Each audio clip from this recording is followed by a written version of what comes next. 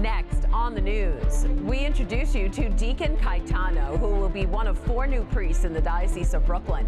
His path to the priesthood has been a unique one. The Vatican reforms the process for evaluating alleged apparitions and other supernatural phenomena. Louisiana could soon allow the 10 Commandments to be displayed in every classroom in the state. Plus, humanitarian aid to Gaza is now making its way into the war-torn region on a newly built pier.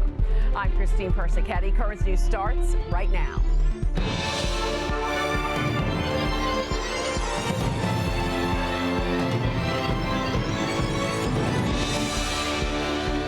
In just over 2 weeks, the Diocese of Brooklyn will gain 4 new priests. And leading up to Ordination Day on June 1st, we are bringing you their stories.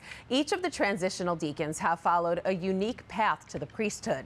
Currents News' Jessica Easthope joins us now to bring us Deacon Kaitano Mota Jolivera's story. Hi, Jess. Hi, Christine. Deacon Kaitano has been in formation for 11 years. But despite having grown up in the neo-catechumenal way, the Brazilian native knows what life could look like without purpose. And today he stands ready to commit to a life serving God. He's fueled by gratitude. It's what makes him confident in his calling. Take a look. His reasons for serving God are simple. Deacon Kaitano Mota Jolivera owes him everything. You know, my life before was a constant search for meaning. With the Lord's call, I found this meaning. Once it clicked, a horizon appeared in front of me. So what makes me sure that this is the thing for me is that I've been happy, grateful. He appears to have it all figured out. But life wasn't always in tune.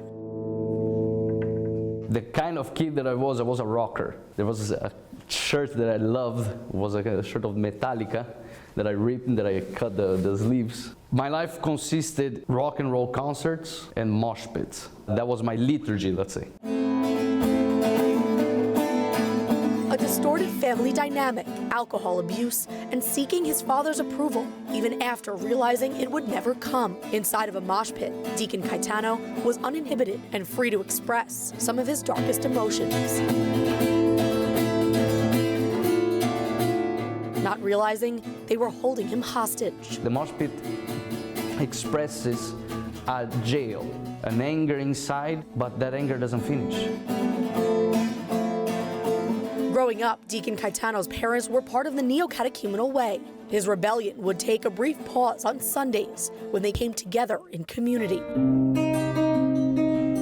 That same community welcomed him in with open arms time and time again. What saved my life? I could go there and I spoke about my sins freely with no filter, and I was not judged. At 20 years old, he saw that God's love was relentless and more powerful than the anger and frustration consuming him. I'm praying this rosary and I'm in a peace that I never experienced before. And at this moment, it dawns on me what's going on. All Deacon Kaitano needed to do was surrender to feel total freedom. The freedom that God gives you is true freedom, because there is no resentment, there is no anger. I said, my life is yours. Deacon Kaitano says what gives him a unique ability to relate to God's people is he's no different. He was resisting God's love, and when he finally allowed it in his life, Christine, it completely changed him. Wow, what an interesting story, Jess. So whatever happened with his home life, what's his relationship like with his family now? Yeah, so Deacon Kaitano is one of 5 siblings, and one of his younger brothers is actually in the seminary as well. And today he has an amazing relationship with his dad and his siblings. There was a big shift in his family when his mom sadly passed away in 2022. And I'd actually like to share something with you that we spoke about, when during his formation when Deacon Kaitano would go back to Brazil for short trips and vacations. His mom would be understandably very emotional and sad to see him go, but she would always say to him, "I'll see you in the Eucharist." And so at her funeral, when he said his final goodbyes, he said that back to her and said, "I'll be seeing you in the Eucharist." And actually, June 2nd is the 2-year anniversary of her passing, and it's going to be the first time that he celebrates Mass as a priest. June 2nd, June 1st is Ordination Day, and June 2nd will be his first Mass of Thanksgiving. So it really is going to be that much more beautiful and emotional for him. And that really is incredible. Thanks so much, Jess. Thanks, Christine. You can tune into Deacon Kaitano's big day at the Co-Cathedral of St. Joseph on June 1st, right here on Net TV. Of course, Bishop Robert Brennan will be there to ordain Kaitano and 3 other deacons to the priesthood. It all begins at 11 o'clock right here on Net TV. You can also read more about Deacon Kaitano's journey from mosh pits to the priesthood in this week's tablet.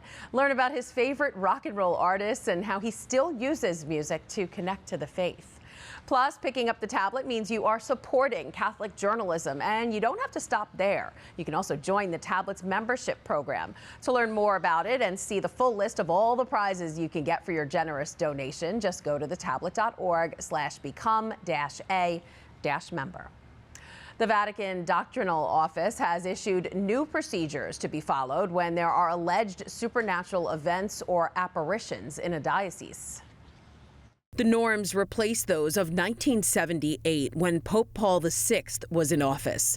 The main change is that from now on, the Vatican Doctrinal Office will not declare whether these events are real. At most, it will be possible to issue the so-called nulla osta, that is, an affirmation that indicates that there are no doctrinal inconveniences or evidence of deceptions. The Dicastery for the Doctrine of the Faith has established more concrete norms on the authority that diocesan bishops and bishops' conferences have in these cases. Generally, the bishops will have to set up a commission with at least one theologian, a canonist, and an expert who can study the phenomenon in question. A delegate of that commission and the bishop will issue a statement that will be examined by Rome. Once the verdict has been studied and issued, the bishop, in agreement with the Dicastery for the Doctrine of the Faith, will make the result public. Another purpose of this document is to accelerate the processes of examining supernatural events to provide an answer to the faithful as soon as possible. To dive deeper into the changes made, senior correspondent for Crux, Elise Allen, joins us now from Rome. Hi, Elise. Hello, Christine. So, Elise, the Vatican won't say whether or not an alleged apparition is real, but it will say if it's fake. Is that the gist? Yeah, that's basically it. You know, they said to determine whether it's real it takes too long and it's basically too complicated, but it's a lot easier to determine whether they're false. Why was it necessary for the Vatican to make these changes? I think very basically, there have been a lot of controversial cases that have arisen in recent years. And number two, internet and social media has made those cases, has made the Vatican's ability to make judgments on those cases a lot more difficult. So I think they felt that new norms were quite urgently necessary to respond to the needs of our time. All right, senior correspondent for Crux, Elise Allen, thanks so much for being here with us. Thank you, Christine.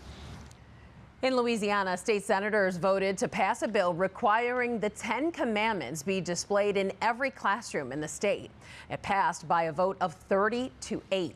The bill must now be voted on by the State House of Representatives, and if the House passes it, then it would head to the governor's desk for his approval. Trucks are now carrying humanitarian aid to Gaza on a newly constructed pier. The U.S. military anchored the pier on Thursday. It will be used to funnel aid from various countries into the Strip. The goal is to get about 500 tons of humanitarian assistance into Gaza through the pier daily. The United Nations and World Food Program are distributing the aid. Meanwhile, Israel has recovered the bodies of 3 of the Israeli hostages who were taken captive as they fled a music festival during the October attack by Hamas. That's the news for this Friday. But before we go, do you have a story idea or want to share a tip? Email us at newstips@desalesmedia.org or call our 24-hour number 718-517-3122. I'm Christine Persichetti. Thank you for joining us because we are putting your faith in the news. Hope to see you again next time.